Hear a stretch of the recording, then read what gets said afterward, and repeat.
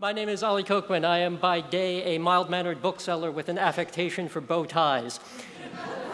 Thank you for laughing at that joke, but more importantly, thank you for being part of our bookie tribe. Thank you for being book readers and, more to the point, as a bookseller, book buyers. I'd like to thank you for all of that, but of course you are all part of our tribe and you know what is fundamentally true, that every time you don't buy a book, your favorite characters die.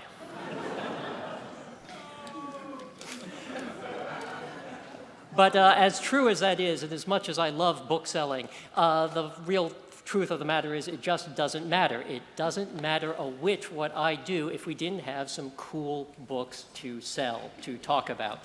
And we are really lucky today, this afternoon, to have brought together 5 fantastic authors to talk about our panel, our theme of hashtag own worlds, or if you're an old fogey like me, # our worlds. I should have, some of these jokes are just for me, so please. So I'd like to introduce our panelists. Yeah, so starting right to my left, we have Maura Milan. Maura spent her childhood watching cartoons, writing about aliens, trying to draw X-Men characters, all of which well prepared her for her studies at USC's School of Cinema Television, and thereafter, where she's placed several short films and festivals all over the country. Ignite the Stars is her debut novel, so we welcome her to our crazy bookie world as an author. But what we really want you to know is that her pet Skipperkey, is it? Yes. Thor should become a professional comedian. He's hilarious. Marlon James is the author of the best-selling and fan-favorite books John Crow's Devil and The Book of Night Women, which won the Minnesota Book Award. I was a finalist for the National Book Critics Circle Award, as well as a book called A Brief History of 7 Killings, which won the Man Booker Prize.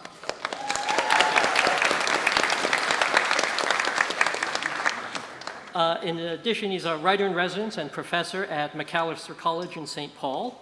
So he divides his time between Minnesota and New York, and as an ex-Minnesotan myself, I'll just say next year, the Twins next year.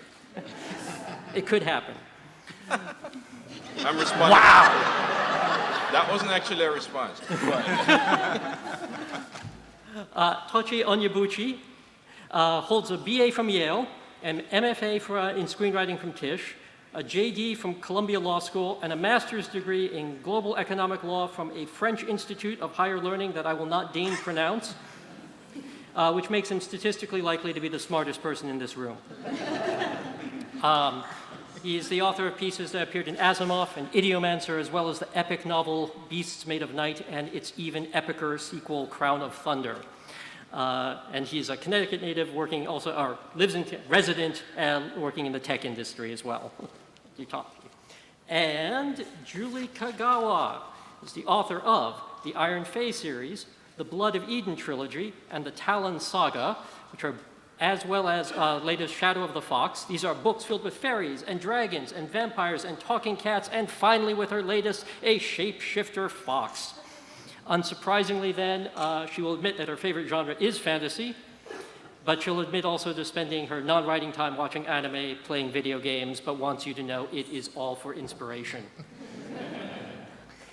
And Sam J. Miller is a writer and community organizer, author of Blackfish City and the Art of Starving, which was his debut novel that NPR named one of the best books of 2017.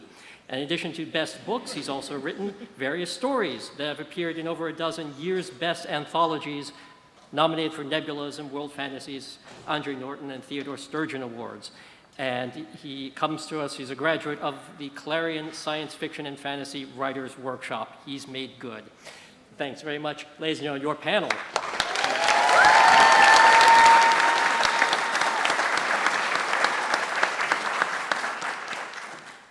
So we're here to talk a bit about diversity and representation, especially in the worlds of fantasy and science fiction, the worlds that are built that way. And what I'd like to do, since I've spoken too much already, I would love if our panelists could tell us a little bit about the books that have brought them here today and how these themes manifest in your works, these ideas of diversity and authenticity and world building.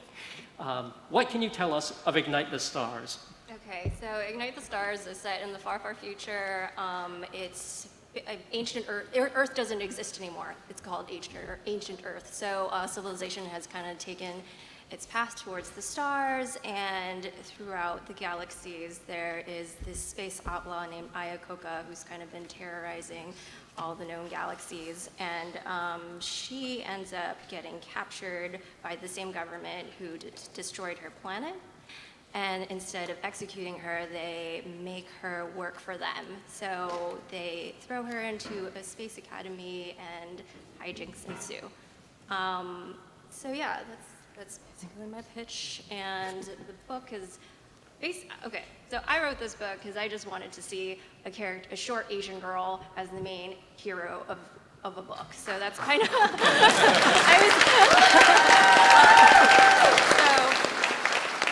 I was being very, very selfish about that. And so it's also for everyone else out there who's only seeing themselves as sidekick characters, but here you are on the cover of a book now, so there you go.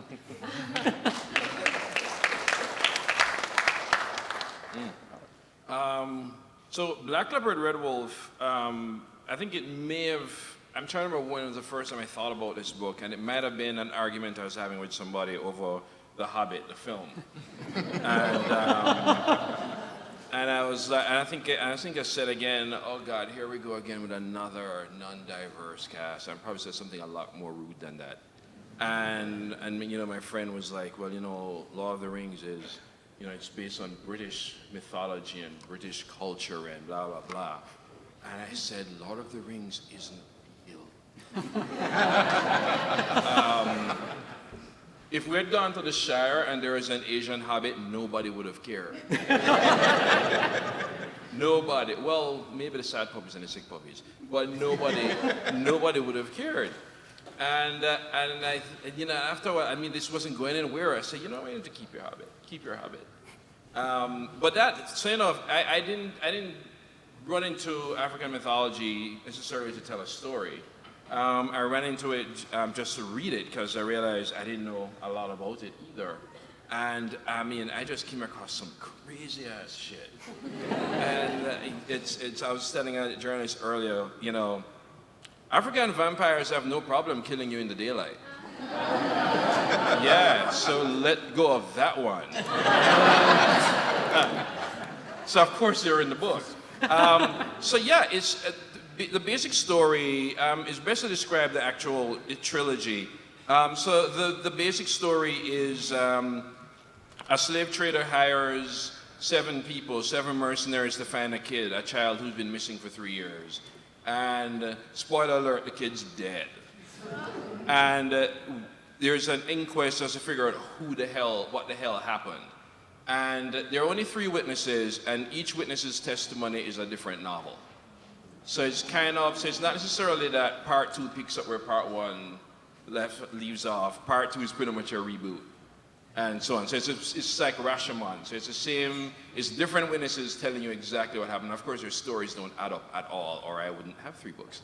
So, and that's pretty much it. It's funny when you mention the African vampires because the mosquitoes in Legos will hold you up at gunpoint. Oh, yeah. So, speaking of Legos, Beast Made of Night is, for those of you who haven't read it yet, is the story of a young boy named Taj who has the power to consume other people's sins. And mages will call forth this sin and it'll take the form of this massive sin beast that Taj has to slay and then physically eat. And you do this enough times, you go mad and you die, and it's not very glamorous work at all. And one day he gets called to do this for a member of the royal family and uncovers a plot to destroy the city. And a lot of the inspiration for this book came from a lot of the anime that I watched as a kid had characters that to me were coded black, but like weren't actually black. And I mean, you could get away with it because you could make your characters green. Like Piccolo was definitely black. Right? Panthro from the Thundercats, like, I think, yeah, like totally black. Yeah. Wile E. Coyote, not black. Not black at all. Like, if he were bald, maybe he could pull it off. But, But I wanted to see a story like that had these like awesome anime style battles and whatnot, and these romance plots and whatnot, but not with a character that was coded black, with a character that was actually black. Thank you. And I think that's really, really, really powerful, and just like seeing it, because like symbols matter. You know, you look at something like Game of Thrones and people will be like, oh, it's just a TV show, it doesn't matter. But like, it does matter, because TV shows are very popular and everybody watches them, and oftentimes that's where we form a lot of our ideas of you know, love and war and like all these really, really, really big things. Like one of the big things that I wanted to do with Beast is like have a black love interest. Like as a kid growing up, I wasn't really good with girls. And it never really occurred to me that I or somebody who looked like me could be the object of affection. And I wanted to write a story in which I just blew away that myth. So it's not just a matter of being the superhero and like saving the day. Not to say that Taj saves the day, complications ensue. But like who, like, you know, is loved. That was really important to me. Hi, everyone's talking about anime, which makes me happy. Because This my is book, the place.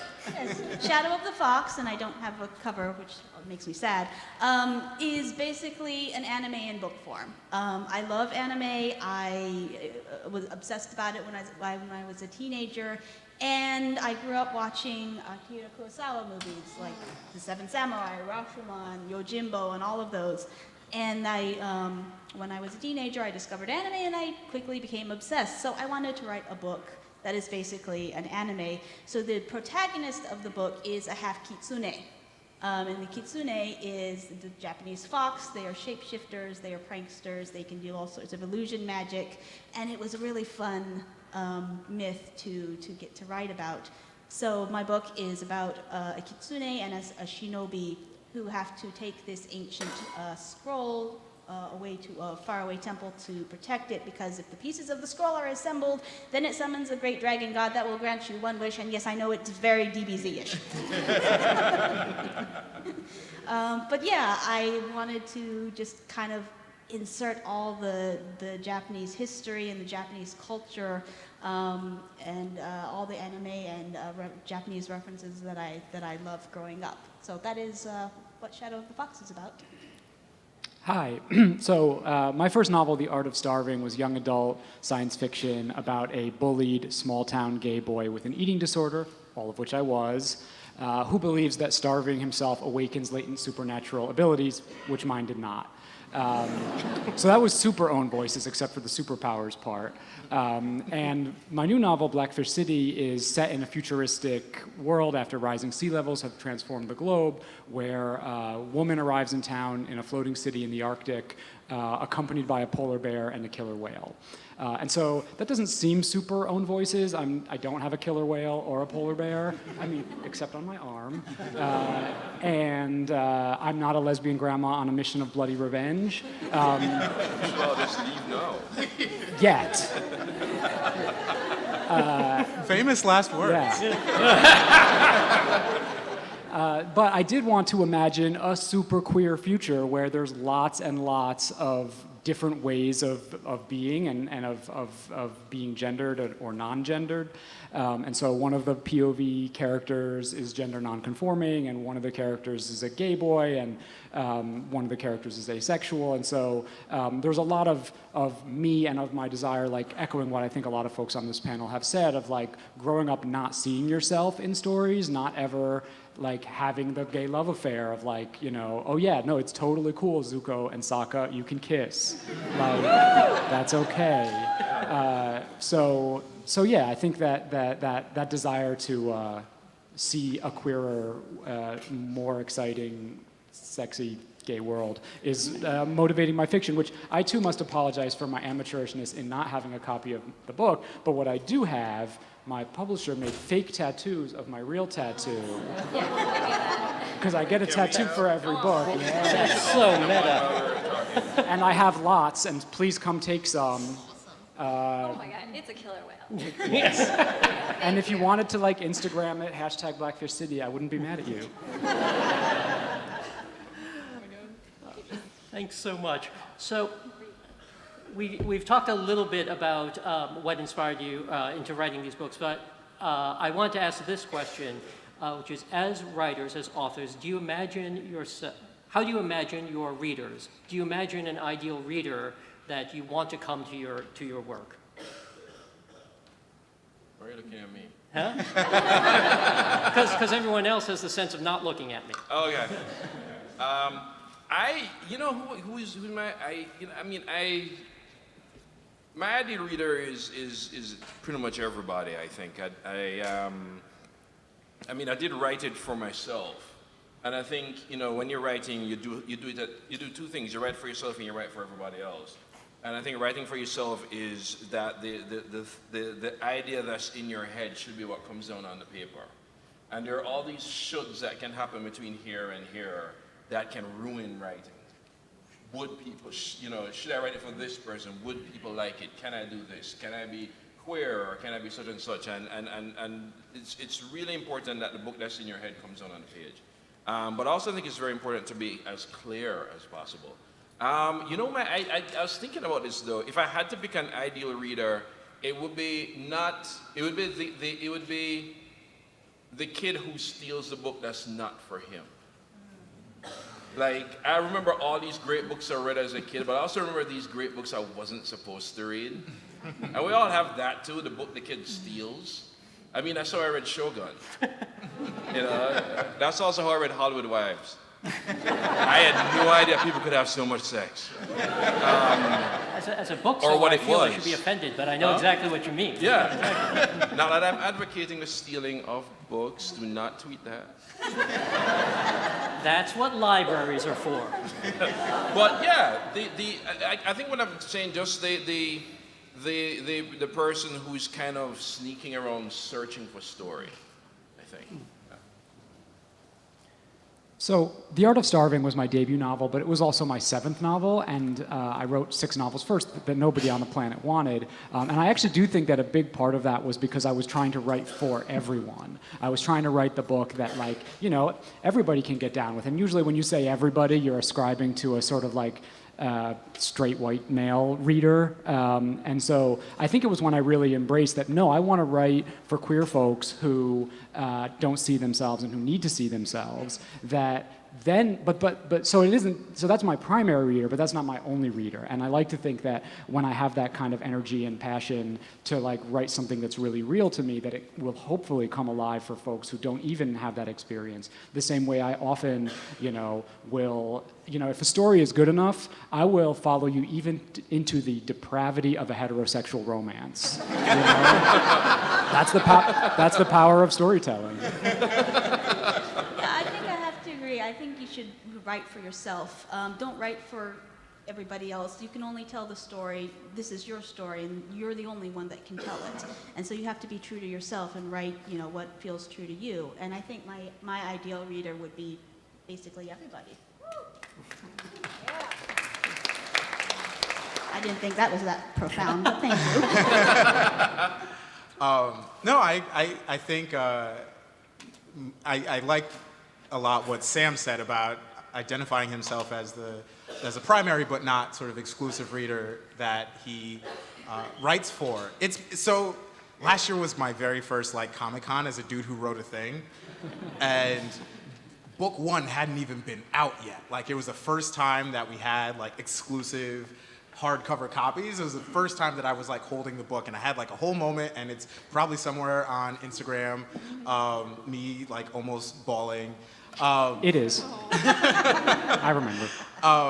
But so in the year since that moment, I've had the distinct pleasure and honor of crisscrossing the country and meeting people, booksellers, young readers, teens, adults, all over the spectrum, who have vibed with the book, and for all different sorts of reasons. There's one character who's a math whiz, and math is the bane of my existence, the absolute bane of my existence.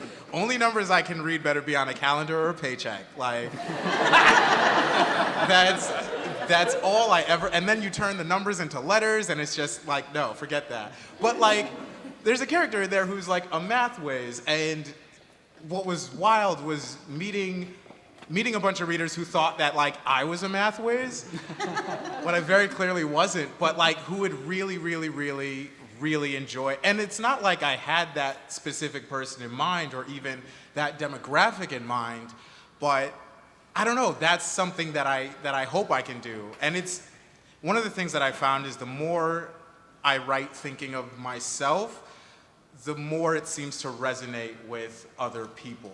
I'm not quite sure how that magic happens. I think that's why we call it magic, but that's been my experience so far.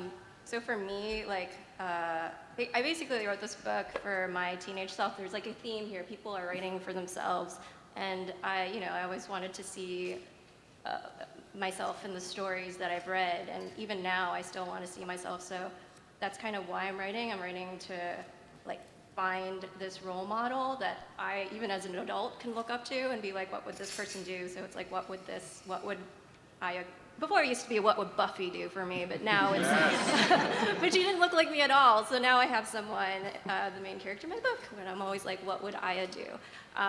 So that's something that I always try to write for. I write for myself, and also we've all talked about anime, which is really cool, and I feel like if anime fans love my book, then I could die happy. So I think most of us can agree to that.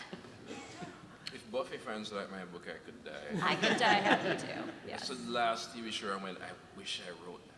I know, Spike, right? Yeah. Oh my God. I need like an Asian Spike. That's gonna happen. That's a t-shirt. There you go. Reboot is inevitable, so you'll get your chance, surely. So, is there something special or different about world building in these genres of science fiction and fantasy that makes your work in representation and authenticity more difficult, more important, or a different approach? How does genre play into what you are doing? So one of the interesting things that has happened, and a sort of wrinkle in the own voices fabric, was that people will hear about the concept or they'll read the book. They'll come up to me and they'll ask, wow, so is like sin eating a Nigerian thing? Is that like a thing in your culture? And I'm like, no, we don't have shadow beasts. It was literally just some cool shit I wanted to write in the book.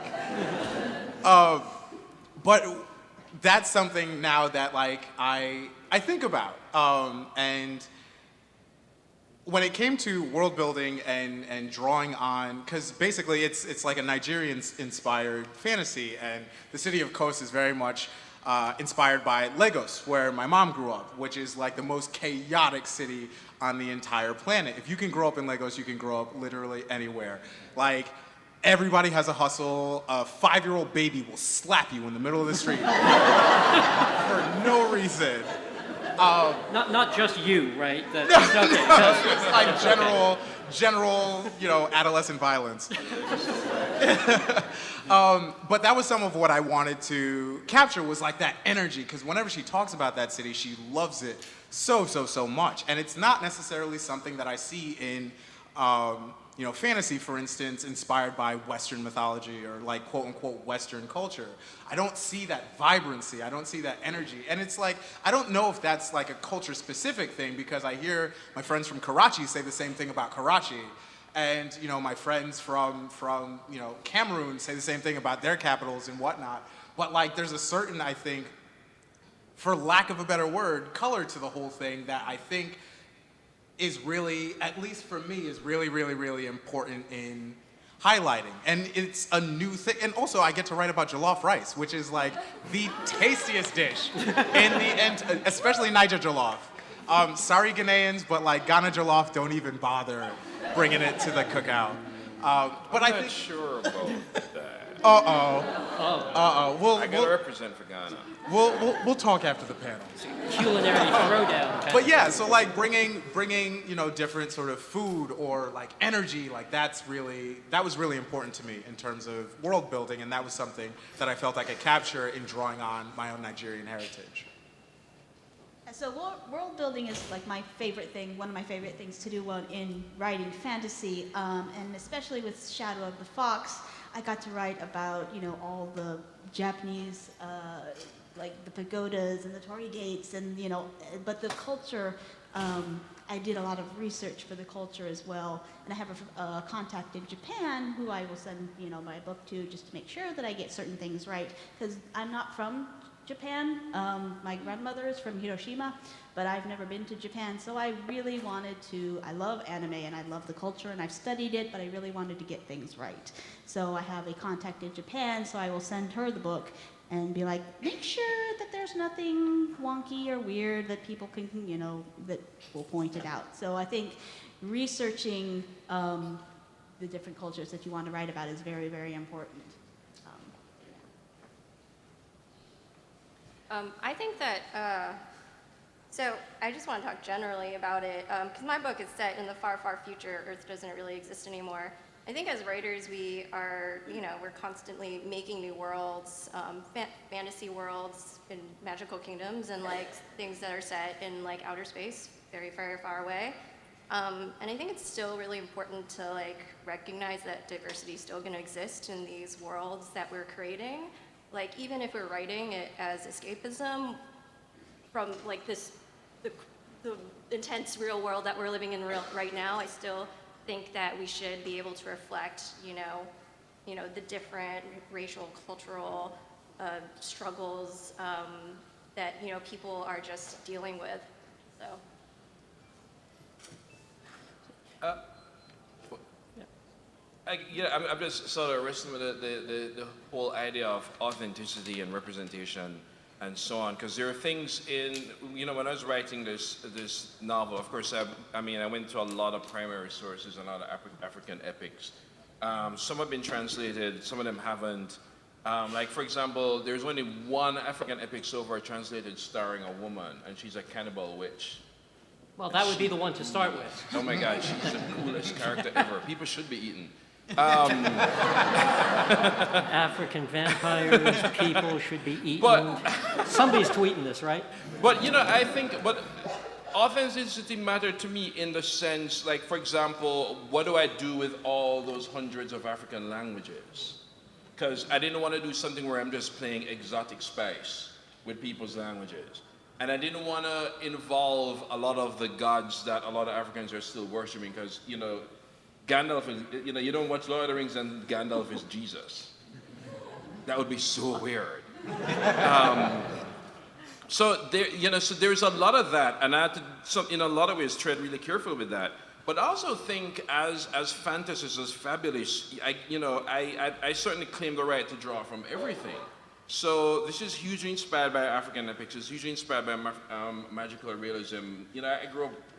Again, it's there are parts in this I'm like, all right, you really love that episode of Naruto. A lot of it was inspired by the Viking stories. I'm a huge follower of Viking lore and all the sagas and Njal saga and all of that. The history of the Plantagenet. One of the things that I actually had to go back in this is to go back and erase all the PJ Harvey lyrics that kept popping up. This character says, "It's hard walking in a dress, it's not easy." I'm like, oh shit. So I have, at this point, all of us here, we've read so much and absorbed so much, and I think the last thing we want to do is start censoring what we feel is right coming out of our heads. Shout out to PJ Harvey, who was like the best music to write to, Oh my God. for me anyway. It's a frustrating, it's a funny, and by funny I mean infuriating thing about science fiction and fantasy, because it's supposed to be the world of imagination, and like imagine a world where there's fucking dragons, and like aliens, and like all sorts of like crazy shit, but like a diverse Shire is like too much. Like, stop! Don't get crazy! Don't get crazy! So I think that as writers, it's often very exciting to imagine that a world that's really different. But also, often there's a lot of pushback from jerks who are used to seeing only a certain thing, and if you step too far outside of it, it becomes a problem. So with Blackfish City, I wanted to imagine a future where, like, you don't have to, you can be whatever gender you want. You don't have to be a boy or a girl, although you can be either of those things if you want to. But also, like, thinking about a lot of the, like, oppression and flaws in our world now, they don't have to exist. Right? Like, you can have a city that functions just fine without, like, a racist militarized police force like New York has, right? That's not essential to making a city that works. You can scrap a lot of the things, because a lot of those problems that we have are not universal problems, and we could function just fine without them. So for me, it's fun as a community organizer, as an activist, as someone who, like, reads the newspaper every day and throws up, to imagine that we will be better in the future than we are now. Yeah, it's funny that you say that, because oftentimes my thing with science fiction and fantasy is that, and it's funny because I think it's the flip side of what you were talking about, is that in the future, like, the bad stuff that's going on now, that is still going to happen. There's slavery, Jim Crow. There's no reason to assume that when we have colonies in space, there isn't going to be fucking racism. Like, that's still going to be a thing. It's just a matter of imagining how it manifests itself. Like, if there are no black people in space, does that mean they got left behind on Earth? And that, to me, is a fascinating question to ask myself, and a fascinating question to try to dream up answers to. So it's interesting thinking of how societal oppression will extrapolate itself into the future, I think has been one of the gold mines for me narratively. And I think that is hopefully where I see a lot of the future of science fiction and fantasy going, because I think, there's the idea that, this Fantastica sort of exists as allegory and reality at the same time, where you can have your black-coded characters as green, and you don't have to deal with the fact of them being black. But for me, it's infinitely richer if you deal with them being black. Like, if you go there. And I think it's very courageous, and I think I'm starting to see a lot more of that courage in a lot of the fiction that I'm reading. It's an interesting word, courage, courageous. And certainly I think of, basically everyone like y'all who are book readers in this. It is an act of courage nowadays to read about people and places and things who aren't necessarily like ourselves. But thinking of that as an act of courage from the creation, from the writer's point of view, is fascinating as well. Julie, you talked a little bit about drawing inspiration from other folks, but from other sources, but checking up on your context for authenticity. Do you find that sufficient in balancing inspiration, authenticity, avoiding appropriation, that nexus? That's a very difficult question. We aim for difficult questions. Yes. Balancing appropriation and inspiration and authenticity. I think first, well, for me, I try to write the story that's close to my heart, and I will try to get it out on paper. And when it's there, I'll go through it, and then I will go back and I will read it for it's a hard word. Authentic. You know what I'm talking about. And then I will have other eyes look at it to make sure that, that if there any red flags come up, my friend in Japan is, the person that I use for that. So, yeah, I think that, you have to be creative, of course, and write what you want to write, but do, go back and research and make sure that the culture that you're writing about is like the things that you are writing about are true and authentic, I suppose is the word.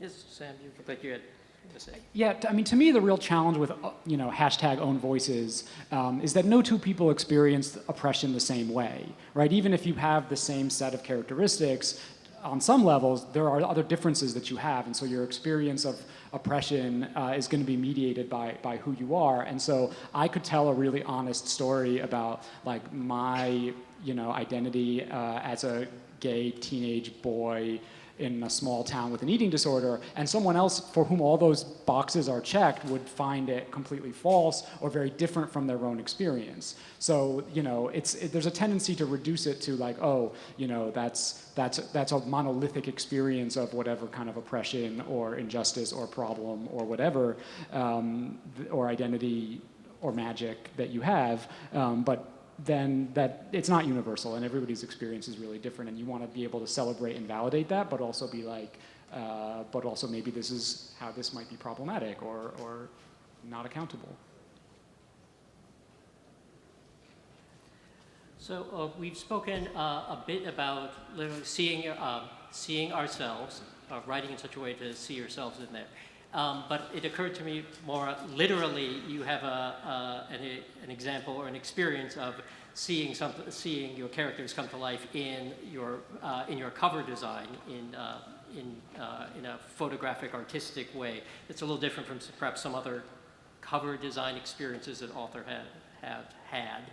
And I'm curious if that's, true, and if you could talk a little bit about what it's like to see your cover come to life. Yeah, I was very fortunate because my publisher really wanted to have the main character on the cover, and I think that, a lot of books tend to shy away from diversity on covers, and I just think that there's like this strange thing where they don't really want to claim that here's this book that has like an Asian character on it, or it's just something that I've noticed, and so I just feel like it's great that there is an Asian woman on the cover so that people could, look at it and be like, this is a book that I want to read, this is a book that I see myself in.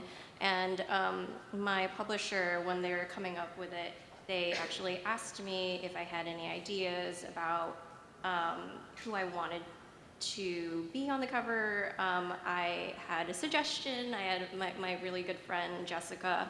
She's an actress in LA, and I actually suggested her, and we did like a whole photo shoot, and it was just great to see her come to the set and wear the armor and see the helmet that the character dons the whole entire time. So it was cool to see Aya come to life, and when I saw the book cover for the very first time, I like bawled. I started crying because I've never seen a cover show diversity and representation quite like that, and I was just very happy for all the readers who would pick it up. How have all y'all others, how have your publishers made you cry? they're not in the room or anything. I usually make them cry. The cover thing. So the cover thing is interesting because once you announce you're writing a novel, any kind of novel set in Africa, the African continent, graphic design has this language.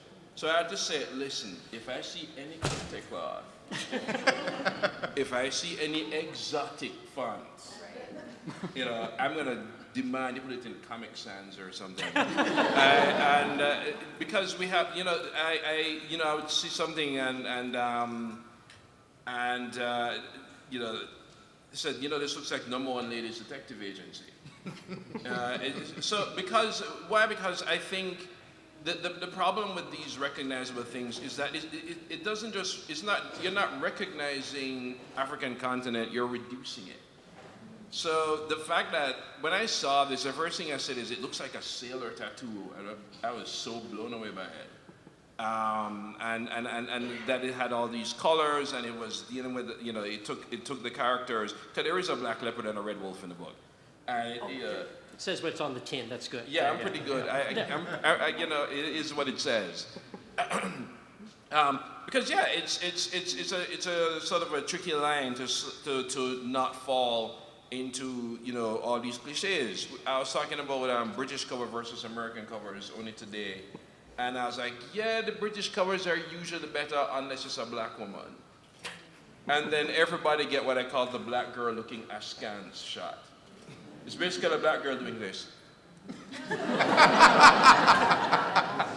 And Jamaica Kincaid gets it, Toni Morrison gets it, Octavia Butler gets it, everybody gets the black We're all woman. very similar writers, Yeah, right? and I don't use the word askance. Yeah, I don't use the word askance every day. But yeah, so that was very important for me that it was not something that people would expect, but then in the context of the novel makes perfect sense. Yeah, so when you said Africa cover, the first thing I thought immediately was the acacia tree. Oh God. The silhouette of every single Africa book has that stinking tree on the cover. Yeah. So my cover story was actually a like almost cry moment because that was something that I was very worried about, particularly in the young adult space. I was worried about, even in like 2017, the issue of whitewashing, because it's still something that a lot of authors deal with. And I made certain that none of the characters in this book could be mistaken for white. So that was, it was something that I wondered about. It's like, were they going to put, because I had no idea what they were going to do at first. They were like, okay, we'll send you something, let us know what you think, and then, we'll talk from there. And then they sent me a mock-up of what ended up being the cover of book 1, and I was blown away because they got it. Like they got the book, and that was really, really, really, really important to me. So I think there's a certain power in having, like, if your protag is a character of color, having that protag's face like on the cover. But I also think, particularly as an author, when the outside of your book is able to accurately, in your opinion, reflect the inside of it, I think that feels really good. Mm-hmm.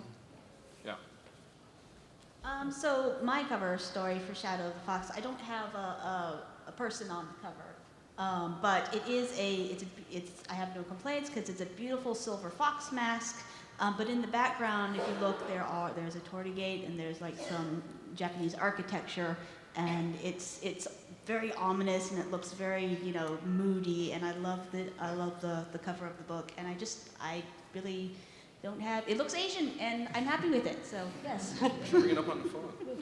Yeah, I cry all the time about my, everything related to my publishing journey. Like, I cried today. I was like, my first time at Comic-Con, not as a person, who has a seat facing out. So yeah, but the cover to Blackfish City, again, you have to take my word for it, because in my amateurishness, I failed to bring it. The cover glows in the dark. So I'm just saying. It does. Just saying. It's lit. Well, I could be lying. I think we'll have some time for some questions. I'm told that we've got a microphone set up yonder. If you've got questions, you can go queue up over there. I'm told that it's very important that questioners use the microphone because it's being recorded and otherwise we can't hear you. So while you're thoughtfully thinking of that and making your way over there, or else we'll just start randomly calling on you Socratic method style. But I wanted to ask quickly for our panelists, who are some authors that you admire? When you're not writing and you're not paneling, what would you like to be reading? Because I think we all need some recommendations for what to read next. N.K. Jemisin's Broken Earth trilogy. Okay. So N.K. Jemisin made history by three-peating for the Hugo Award for Best Novel. The only author in history to do that. Do you know how hard it is to three-peat for the Hugo? It's not just a three-piece. She's the first to ever win for every book in a series. Boom. Yeah. Double There you double go. history. So just like, Mantel hasn't done that for the Booker yet. I know, right? I can't recommend that trilogy highly enough, especially, if you're at an Own Voices panel and you're interested in issues of diversity and representation and ways in which, things like systemic oppression get represented in fantastical realms, like, I cannot recommend that trilogy highly enough. It is so dope. I wish I'd written it. That's my recommendation. Oh yeah. I think certainly if you're from the Caribbean or wherever, and you're writing stories with people who look like you at some point you have to read Naylor Hopkinson. Midnight Robber, such and such. I mean, blew my mind, and also I just didn't know those stories could be told, and I mean, she doesn't need my recommendation. What else I read a lot? I always, when my students, they've gone past Harry Potter and I don't know what to read next, so I always have them read Gormenghast. The Mervyn Peake books. I can't recommend those highly enough. I want to get to our questioner who's been. Yeah, the last thing I'd say is read Parable of the Sower, and you'll probably be really shocked how much of that came true. Yeah. Okay, my question is, when writing, how do you manage to maintain a sense of uniqueness, but also being diverse and culturally correct? Like, how do you bring uniqueness to your novel with your character? I'll do me, baby. You sort of imbue your characters with your sense of stakes. As opposed to the cultural correctness thing. My friend said this. Greg Tate, he's a great writer. He said, usually the least offensive part of appropriation is the appropriating part. And I usually add to it. Because I wrote a lot of literary fiction authors whose heads are super stuck up their asses. And when I say, how come the crime writers don't have this problem? Their response is, I don't read crime. I said, well, of course you don't, you moron. You know very few of the writers on The Wire were white or black. That to me, it's, do the work. Do the work. Take your lumps when you fail and fail better, But put in the work and realize for example, I'm far more forgiving of a three-dimensional character where they get my accent wrong than somebody who did all the accent and it's a cartoon. Because that's a cartoon you just basically turned me into Bugs Bunny. Actually, I don't mind being Bugs Bunny, but I'm white. So it's the culturally correct thing. I think writers should reserve the right to do whatever they want. I don't think there's such a thing as should with fiction, with writing, but I think, do the work. Yeah. I think a crucial part of being a writer and getting better for me anyway was being part of a community of writers and having other writers that you can share work with and give feedback from and get feedback on so that if you are writing about something that's maybe outside your experience or that is whatever. You should have other people reading it and giving critique on it and giving feedback because that's, not only the issues of appropriation and cultural accuracy, but just like, is this shit or not? Or how is it shit and how can it be not shit? Right. We assume that it is a given that some part of it is shit. How is it shit is more important. Writers don't write, we rewrite. That's such a good point because my first draft reader he's an engineer. And he's always amazed why I keep giving him books to read. I'm like, because he says things like, I like this part, and this part was boring, but then I like her here, and this part is shit, don't write it again. and he keeps going, I'm sure I'm not helping. I'm like, dude, you're the best reader I have. And I don't put out anything until he reads it. Sir, your question. Yes, hi. One thing I would like to ask your opinion on is, with the recent monster success of Black Panther, of course, and also that I've also noticed, I don't know if you played this game, but in the video game Overwatch, there's a character named there's Orisa, and there's a city known as Numbani. I'm seeing a rising resurgence in Afrofuturism. Do you think that we might be headed to seeing more Afrofuturism, not only in writing, but in like mainstream culture and all that? I hope so. One of the things that I do wonder about or that I do hope for, is that there's a deeper conversation about Afrofuturism. Because like, right now everybody will use the term, right now people will use Afrofuturism to describe anything that's fantastic or fantastical that has black people in it. And it's not quite that. Like, Afrofuturism started in America, and like it has this whole like 60s vibe to it, and it uses all these tropes, and there are a lot of very, very, very specific specifically American and Afro-American aspects about it, because one of the things that happens is when you use Afrofuturism as a blanket term, you erase all these authors that are on the African continent that have been writing fantastical stuff from the jump. So I hope that as we move forward, like that's something that we can get into a little bit more, because also too, you know, we talk about Africa, but like it's not a single township that you can walk across in like a Sunday afternoon. Like there's Liberia, and even parts within Liberia are like ridiculously different. And it's totally separate from Nigeria, which is totally separate from Cameroon, which is totally separate from Zimbabwe and what have you. And one of the things that I hope is that we can get more specific about our African and Afro-American futures. That's something that I hope to say. And also remember, Afrofuturism is more than just music. You know, Funkadelic is Afrofuturist. You know, the mothership's been there. Well, that's Parliament, but the mothership's been there. You know, waiting. You know, it's on a very practical level, though. I think it's amazing watching the kind of doors Black Panther opens with, you know, the money people who probably don't read much. So, like, I'll be in some discussions and they'll say, you know, this, you know, like the 43 different words for white. And they'll say things like, I don't see a mainstream character here. And I go, yeah, but you know, Wakanda. Even if they've never seen the movie, they've heard of the Gross. I said, no, anybody, I tell everybody, it's like, I don't have any black characters. I say, yeah, but just go, but Wakanda. And they, so, yeah. But you know, but Black Panther is also in a timeline. You know, Luke Cage did a lot of the groundwork. You know, Luke Cage broke the internet when it came out. You know, Black Lightning is one of the smartest shows on TV. So there's a lot going on. I don't think it doesn't have, and this will sound like, and this is not a diss of blaxploitation, but it doesn't have that whiff to it where you can easily put it in a corner and forget it. So I think that's some of the things that's really different. I think we have time for one more question. Thank you. Yeah, and I think we've got one more person with a question, so it works out great. Do you have an opinion about Superman? Superman is black now? What did I miss? Superman's not black? I mean, Spider-Man is.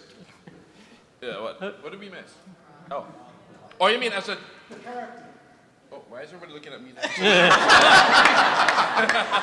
you make eye contact. I think what would be really interesting is really contending with why Superman is white, or why he was created white to begin with.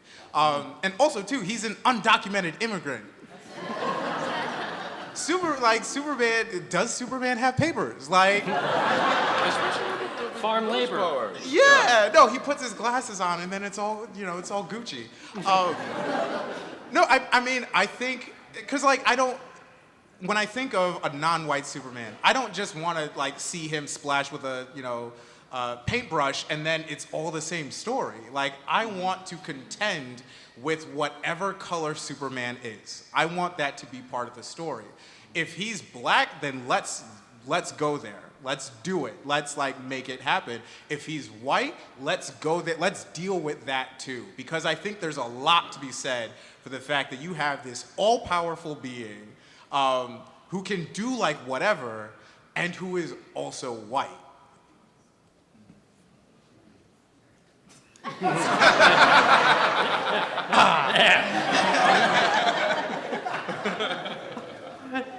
Fantastic. Do we have another question? Sure. Right. Yeah.